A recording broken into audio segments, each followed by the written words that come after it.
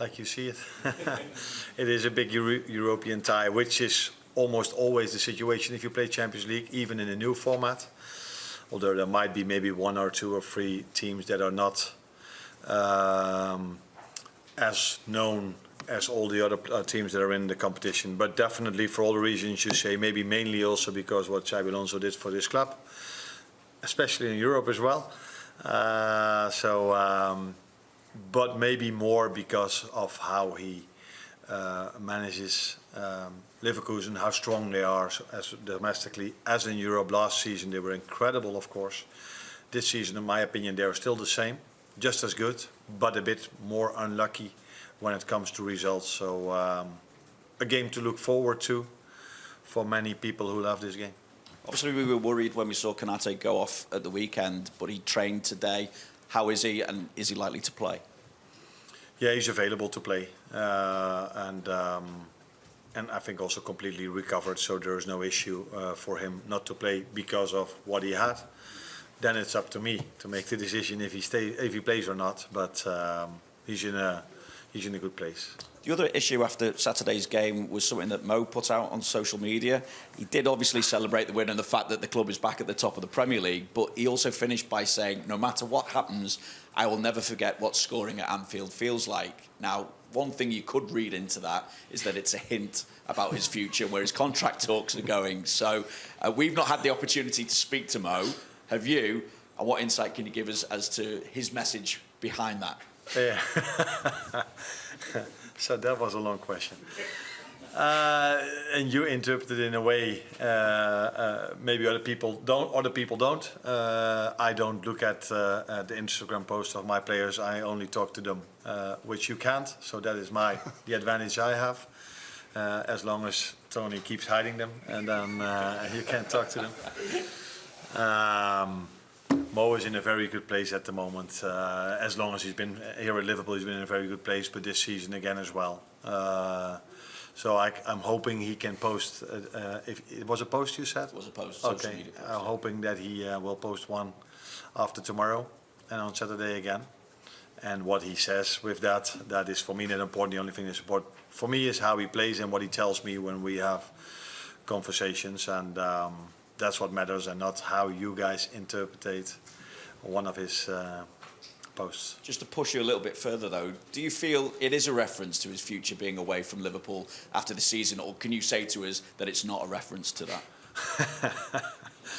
Then I should have spoken to him about what he said, if that was a reference or yes or no.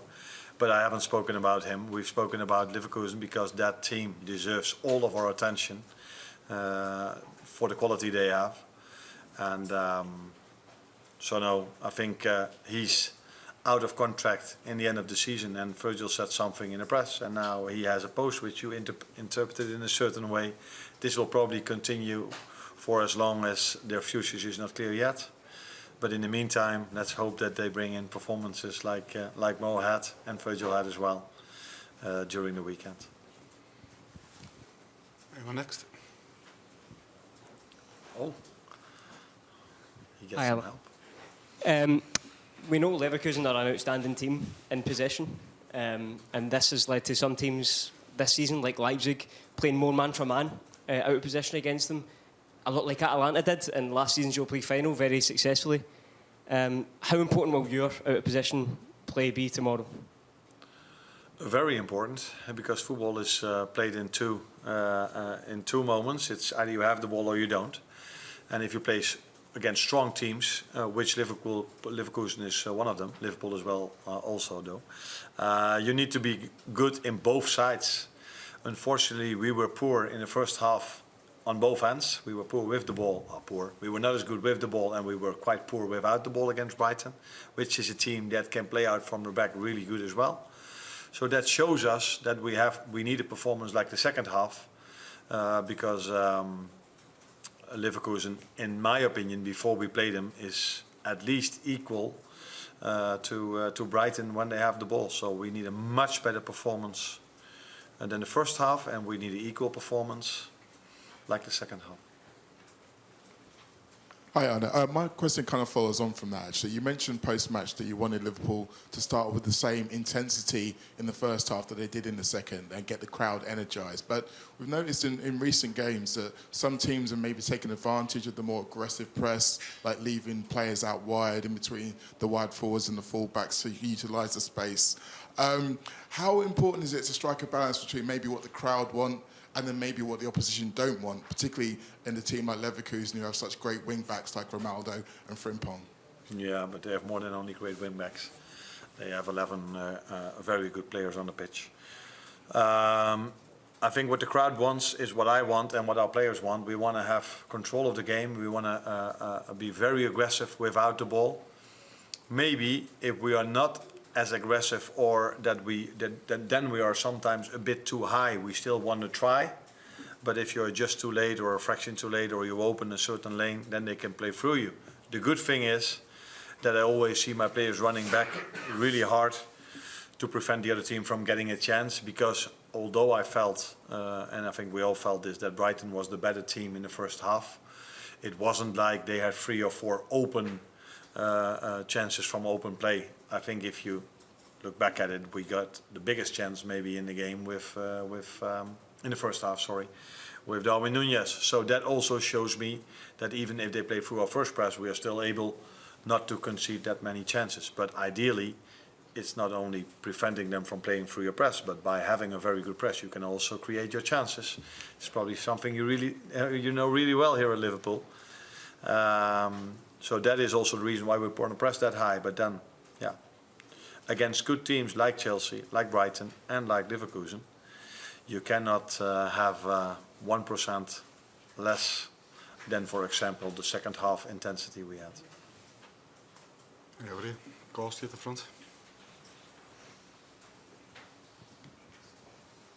And just to go back to Mo for a couple of seconds, he's obviously 32 now, be 33 before the start of next season, but given the dedication and the professionalism that you see from him, how much longer do you think he can continue at the level he's at the moment? There's no reason at the moment to think that he is dropping in terms of level. That's not what you look at his numbers, and that's also not what you see when you see him play. So yeah, but I don't know how to say this in English, but I cannot tell you how the future will look like. So for some players, they can. Cristiano Ronaldo, what age is he at the moment? He's still doing really well. Messi is still incredible. So, but there were also players that, like me, that weren't as good anymore when they were 33. Not that I was so good when I was 26, but I regressed a bit earlier than Ronaldo and Messi. So yeah, I don't know what the future will bring, but what I do know is that Mo is in a very good place at the moment. Lewis. Hi, Arne. Talked about Xabi Alonso before. As a coach yourself, what is it that makes him so special as a manager?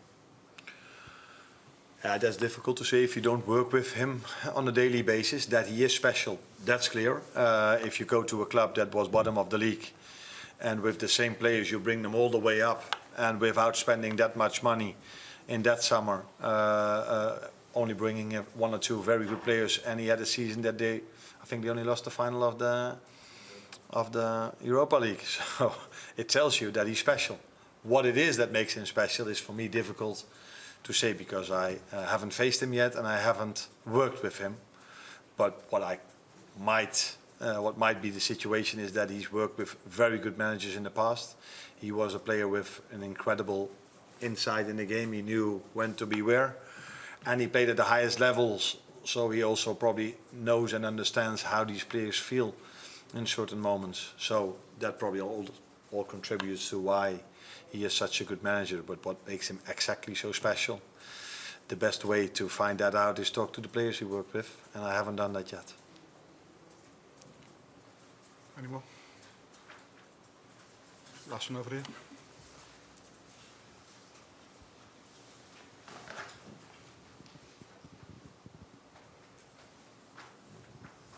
Arne, I asked Queeve before about the new Champions League format, where it was the group stage. Now it's the the random draw. How are you finding as a manager compared to the group stage? Is it more work, more, you know, you're playing different teams each game now rather than the set group? Yeah, that is obviously different. So normally you play an away or a home leg, and then you can prepare even better for the second time you play against them. Now you every time play against a new opponent.